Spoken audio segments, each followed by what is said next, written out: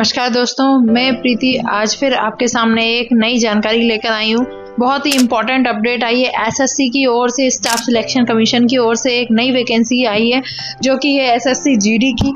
लगभग 40,000 वैकेंसी आई है इसके लिए, और इसमें 18 से 23 साल का हर व्यक्ति अप्लाई कर सकता है जो 10वीं पास हो। तो ये बहुत ही इम्पोर्टेंट जानकारी है।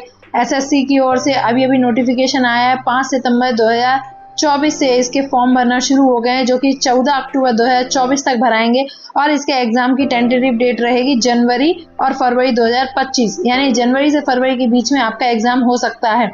तो ये बहुत ही इंपॉर्टेंट जानकारी है। इसमें लगभग 40,000 पोस्टें निकली हैं, और इसके अलावा इसमें 10वीं पास 18 से 23 साल के व्यक्ति के लिए ये पोस्टें निकाली गई हैं। इसमें कई तरह के अलग अलग कैटेगरी दी गई हैं, जैसे BSF, CISF, CRPF, SSB, ITBP, Assam rifle, NCB, SSF, इन सारी कैटेगरीज में वैकेंसी मांगी गई है। इसके लिए आपका सबसे पहले सीबीटी होगा, कंप्यूटर बेस्ड एग्जाम होगा, जो कि 4 पार्ट में होगा, ए बी सी डी में। और इसके अलावा 80 क्वेश्चन रहेंगे इसमें, और हर एक क्वेश्चन 2 मार्क्स का रहेगा। लगभग 60 मिनट का टाइम आपको मिलेगा, लेकिन इसमें एक नेगेटिव मार्किंग का ऑप्शन भी दिया गया है। 0.25 की आपकी नेगेटिव मार्किंग भी होगी। तो चलिए शुरुआत करते हैं। आज की सबसे बड़ी वैकेंसी जो है एसएससी कांस्टेबल जीडी। जी हाँ, एसएससी स्टाफ सिलेक्शन कमीशन, जिसे हम कर्मचारी चयन आयोग भी कहते हैं, इसने अभी लेटेस्ट वैकेंसी निकाली है, जो कि है कांस्टेबल जीडी की। और इसमें कई तरह की फोर्सेस के लिए ये वैकेंसी निकाली गई है। इसमें सबसे पहले बात कर लेते हैं कि इम्पॉर्टेंट चीज़ कि हमें फॉर्म कब से भरना है और कब तक इसकी लास्ट डेट है। तो इसके फॉर्म भरने के लिए स्टार्टिंग है 5 सितंबर 2024 से 14 अक्टूबर 2024 तक। जी हाँ, इसका ऑनलाइन फॉर्म भराएगा, जो 5 सितंबर से शुरू हो गया है और 14 अक्टूबर तक भराएगा ये फॉर्म। लेकिन यदि इसमें आपकी कोई मिस्टेक हो जाती है फॉर्म भरने में या कुछ भी हो जाता है, तो उसको करेक्शन करने की डेट 5 नवंबर से 7 नवंबर तक दी जाएगी। 5 से 7 नवंबर सिर्फ 2 दिन ही आपको मिलेंगे इसको करेक्शन करने के लिए। ठीक है, ये इंपॉर्टेंट चीज़ें हैं। साथ ही इसका एग्ज़ाम जो है वो उसकी टेंटेटिव डेट है जनवरी फरवरी 2025, यानी जनवरी से फरवरी के बीच में कभी भी इसका एग्ज़ाम हो सकता है 2025 में। तो अभी भी आपके पास टाइम है, अभी भी आप इसको फॉर्म को पूरा फिलअप करके अभी से इसकी तैयारी में जुट जाइए। अभी सितंबर से अक्टूबर तक फॉर्म भराएंगे, तो अक्टूबर, नवंबर, दिसंबर और मिड जनवरी, लगभग 4 महीने हैं आपके पास इसकी तैयारी करने के लिए। और ये इसका पैटर्न भी इतना ज़्यादा टफ नहीं आता है कि आप इसकी तैयारी ना कर पाएँ, इसलिए आपके पास 4 महीने का समय है। आप जी जान लगा के इसकी तैयारी में जुट जाइए और इसको एग्ज़ाम को क्वालिफाई करने का ठान लीजिए। चलिए आगे बढ़ते हैं। और क्या क्या दिया है इस नोटिफिकेशन में? इसमें सबसे पहले दिया हुआ है सीबीएसई। इसका मतलब है कि आपका एक कंप्यूटर बेस्ड एग्जाम होगा। जी हाँ, मल्टीपल चॉइस क्वेश्चन होंगे, जिसे हम एमसीक्यू कहते हैं। ऑब्जेक्टिव टाइप होगा, जिसमें 4 ऑब्जेक्टिव मिलेंगे आपको, उसमें से जो सही है उसको मार्क करना रहेगा। और ये जो पेपर है ये हिंदी इंग्लिश के साथ साथ 13 रीजनल लैंग्वेज में भी होगा। जो अलग अलग राज्यों के लोग हैं जिनकी लोकल लैंग्वेज अलग होती है, तो उनके लिए भी 13 रीजनल लैंग्वेज में पेपर उनको दिया जाएगा, ताकि वो अपनी रीजनल भाषा में उस पेपर को दे सकें। तो ये भी इसकी बहुत बड़ी अपडेट है। इसके बाद सबसे इम्पोर्टेंट चीज़, इसमें टोटल नंबर ऑफ वैकेंसी कितनी है। यदि हम टोटल वैकेंसी की बात करें तो टोटल वैकेंसी है इसकी 39,481। जी हाँ, लगभग 40,000 इसकी वैकेंसी है। 40,000 बहुत बड़ी संख्या है, 40,000। और ये 40,000 में भी यदि हम मेल की बात करें, मेल के लिए 35,612, और फीमेल की बात करें तो 3,869, लगभग 3900 वैकेंसी फीमेल के लिए रिजर्व रखी गई हैं। इस तरह टोटल 40,000 पोस्टें निकाली गई हैं एसएससी के थ्रू। और इसमें कौन कौन सी फोर्सेस में आपको सर्विस करने का मौका मिल सकता है? पहले नंबर पे बीएसएफ, उसके बाद CISF, CRPF, SSB, ITBP, ARSSB and NCB. ये इतनी पोस्टों का यहाँ पर कैटेगरी दी गई है, जिसे आप अपनी चॉइस के हिसाब से फॉर्म फिल करते टाइम इसको भी आप फिल कर सकते हैं कि आपको फर्स्ट प्रायोरिटी कौन सी है, आपको किस फील्ड में जाना है, किस पोस्ट पर आपको जॉब करनी है, वो आप इसमें ऑनलाइन आप फॉर्म फिल करते टाइम इसमें प्रेफरेंस दे सकते हैं। इसके साथ ही इसमें SC, ST, OBC, EWS और जनरल, ये अलग अलग कैटेगरी वाइज अलग अलग पोस्टें हैं, जैसे कि आप नोटिफिकेशन डाउनलोड करके पूरा इसको आप अपने अकॉर्डिंग देख सकते हैं कि आप किस कैटेगरी में हैं और आपके लिए कौन सा ऑप्शन बेस्ट रहेगा। इसके बाद हम बात कर लेते हैं इसकी पे स्केल की। पे स्केल इसका बहुत ही बढ़िया है। सबसे पहला जो पे स्केल है लेवल 1 है, ये है पोस्ट ऑफ सिपाही इन NCB। जो NCB है, NCB की अगर हम बात करें तो NCB में कम पोस्टें हैं, लगभग 22 पोस्टें हैं टोटल मेल फीमेल को मिला के। तो इसकी जो पोस्ट की सैलरी रहेगी वो रहेगी लगभग 18,000 से 56,900, ये लेवल 1 है। इसके बाद की जो बाकी की पोस्टें हैं जैसे BSF, CRSF, इन सब के लिए लेवल 3 रहेगा, 21,700 से 69,100, इतनी आपकी इस बीच में सैलरी बन के आएगी। तो बहुत बढ़िया सैलरी है। सैलरी के अकॉर्डिंग अगर हम देखें तो बहुत अच्छी है। सेंट्रल गवर्नमेंट की जॉब है आपकी, बहुत ही बढ़िया। इसमें आपको हर चीज़ का बेनिफिट मिलता है।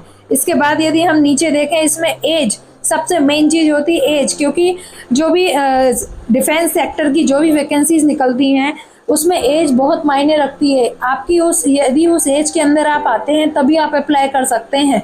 अगर आपकी एज ज़्यादा होगी तो वो जॉब आप अप्लाई नहीं कर पाएंगे।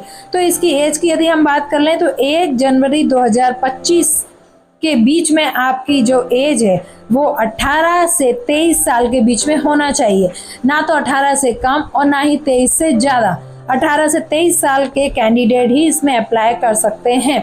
और यदि हम रिजर्वेशन की बात करें तो SC ST के लिए 5 इयर्स का एज रिलैक्सेशन है, OBC के लिए 3 इयर्स का और एक्स सर्विसमैन के लिए भी 3 इयर्स का इसमें एज रिलैक्सेशन दिया गया है। तो ये हो गई आपकी एज, 18 से 23 साल होना चाहिए। इसके बाद यदि हम आगे देखते हैं तो हम इसमें देखते हैं कि हमारे पास जो अगला है वो है एजुकेशन क्वालिफिकेशन। आपकी एजुकेशन क्या होना चाहिए? यदि आप ये पोस्ट को अप्लाई करना चाहते हैं तो सबसे मेन चीज़ है एजुकेशन। वो होना चाहिए आपकी मैट्रिकुलेशन और 10th class examination from recognised board और यूनिवर्सिटी, यानी कि कोई भी बोर्ड या यूनिवर्सिटी से आपका कम से कम 10th क्लास एजुकेशन कंप्लीट होना चाहिए। तो कोई बड़ी बात नहीं है, 10th क्लास तो सभी लोग कर ही लेते हैं इजीली, तो 10th कोई ज़्यादा बड़ी हायर एजुकेशन इसके लिए नहीं चाहिए। इसके बाद सबसे इम्पॉर्टेंट चीज़ इस पूरी वैकेंसी में NCC सर्टिफिकेट। जी हाँ, यदि आप NCC कैडेट रह चुके हैं और आपने NCC सर्टिफिकेट लिया है तो ये बहुत बड़ी गोल्डन अपॉर्चुनिटी आप लोगों के लिए है, NCC सर्टिफिकेट होल्डर्स के लिए। वो भी इसमें आपको कुछ इसका बोनस मार्क्स दिए जाएंगे, जो भी आपका एग्ज़ाम है उसके बोनस मार्क्स मिलेंगे आपको। तो यदि आपने C सर्टिफिकेट किया हुआ है तो आपको 5% of the maximum marks of the examination, 5% marks मिलेंगे आपको टोटल मार्क्स के। B सर्टिफिकेट होगा तो 3% और A सर्टिफिकेट होगा तो 2%, यानी कि आपको एक बहुत बड़ा अचीवमेंट है ये आपके लिए यदि आपने NCC सर्टिफिकेट किया हुआ है तो। क्योंकि यदि आप एक NCC सर्टिफिकेट होल्डर है और दूसरा कैंडिडेट बिना NCC सर्टिफिकेट होल्डर है तो यदि आपके और उसके रिटर्न में मार्क्स बराबर भी होंगे तब भी आपको सर्टिफिकेट होने के नाते आपको एक्स्ट्रा बोनस भी दिया जाएगा, जिसकी वजह से कट ऑफ में आप अदर कैंडिडेट से आगे निकल जाएंगे। तो ये बहुत बड़ा अचीवमेंट रहेगा आपके लिए यदि आप NCC सर्टिफिकेट होल्डर्स हैं। लेकिन इसमें एक बहुत इंपॉर्टेंट चीज़ मेंशन की गई है कि आपको NCC सर्टिफिकेट का बोनस मार्क्स तभी मिलेंगे जब आप इसको ऑनलाइन एप्लीकेशन भरते समय अपने फॉर्म में इसको आप मेंशन करेंगे कि हाँ मैं NCC सर्टिफिकेट होल्डर हूँ। वहाँ पे आपको ये चीज़ फिल करना पड़ेगी, तभी आपको इसका बेनिफिट मिलेगा। यदि आप ये वहाँ पर नहीं फिल करते हैं तो आपको इसका बेनिफिट नहीं मिल पाएगा। और यदि आपने भर दिया कि हाँ मैं एनसीसी सर्टिफिकेट होल्डर हूँ, तो जब आपका डॉक्यूमेंट वेरिफिकेशन होगा उस समय आपको ओरिजिनल सर्टिफिकेट प्रोड्यूस करना पड़ेगा। तो ये चीज़ें आपको ध्यान में रखना है। यदि आपके पास सर्टिफिकेट अवेलेबल है तभी आप उसको वहाँ पर फिल करें, अदरवाइज ना करें, क्योंकि डॉक्यूमेंट वेरिफिकेशन के समय आपको उसे दिखाना पड़ेगा। चलिए आगे बढ़ के बात करते हैं एप्लीकेशन फ़ीस की। नॉर्मल इसकी फ़ीस है 100 रुपीज़, और जो वुमेन है या फिर SC ST OBC ex serviceman है उनके लिए कोई फ़ीस नहीं है। जी हाँ, फ्री ऑफ कॉस्ट है ये फॉर्म, तो इसमें कोई ज़्यादा फ़ीस भी नहीं है, और गर्ल्स के लिए तो फ्री है। एग्ज़ाम सेंटर की बात कर लें तो जितने भी रीजन है, central region, eastern region, Madhya Pradesh reason, north east, सारे रीजन्स में इसके लिए बहुत सारे सेंटर हैं। आप अपनी चॉइस के अकॉर्डिंग सेलेक्ट कर सकते हैं। अब मेन पॉइंट पे आते हैं, स्कीम ऑफ एग्जामिनेशन। जी हाँ, ये जो पेपर है वो किस तरीके से होगा और इसमें क्या क्या आएगा, सबसे इम्पोर्टेंट चीज़। तो इसका जो एग्ज़ाम है वो कंप्यूटर बेस्ड होगा, जो कि मल्टीपल चॉइस क्वेश्चन के बेस पर होगा। ऑब्जेक्टिव क्वेश्चन रहेंगे इसमें, और वो क्वेश्चन कितने रहेंगे, टोटल क्वेश्चन रहेंगे 80 क्वेश्चन रहेंगे, और हर क्वेश्चन रहेगा 2 मार्क्स का। 2 नंबर का एक क्वेश्चन, इसका हाइट के अकॉर्डिंग ही होना चाहिए। तो ये आप फिजिकल का हो गया। फिजिकल होने के बाद आपका उसके बाद जो आपको वहाँ से शॉर्टलिस्ट किया जाएगा, उन लोगों को बुलाया जाएगा मेडिकल एग्ज़ाम के लिए। और मेडिकल एग्जामिनेशन होने में आपका जो भी वहाँ पे मेडिकल रहेगा वो करने के बाद आपका डॉक्यूमेंट वेरिफिकेशन होगा। इस डॉक्यूमेंट वेरिफिकेशन में आपके जो भी रिलीवेंट डॉक्यूमेंट है, ओरिजिनल 10th की मार्कशीट, सर्टिफिकेट्स, एनसीसी सर्टिफिकेट यदि आप है आपके पास तो वो, कास्ट सर्टिफिकेट, आधार कार्ड, और इसके अलावा आपका परमानेंट एड्रेस सर्टिफिकेट, सारी चीज़ें ये आपकी वहाँ पर ओरिजिनली देखी जाएंगी, चेक की जाएंगी। इसके बाद फिर आपको उसमें से शॉर्टलिस्ट किया जाएगा। फाइनली जो भी वहाँ से इन सारे क्राइटेरिया को कंप्लीट करेगा उसका एक मेरिट लिस्ट बनेगा, और उसी मेरिट लिस्ट के बेस पर आपका वहाँ से सिलेक्शन कंफर्म होगा। तो ये पूरी प्रोसेस है इस एग्ज़ाम की, कि इस एग्ज़ाम में क्या क्या होगा। 5 स्टेज में होगा ये सारा एग्ज़ाम, जिसमें कि आपका सबसे पहले कंप्यूटर बेस्ड एग्ज़ाम होगा। उसके बाद आपका कंप्यूटर बेस्ड एग्ज़ाम में जो पास होंगे उनका होगा वहाँ से फिज़िकल टेस्ट। फिज़िकल में आपकी रनिंग होगी, उसके बाद फिज़िकल स्टैंडर्ड होगा, हाइट वेट चेक किया जाएगा, उसके बाद आपका medical, and then document verification.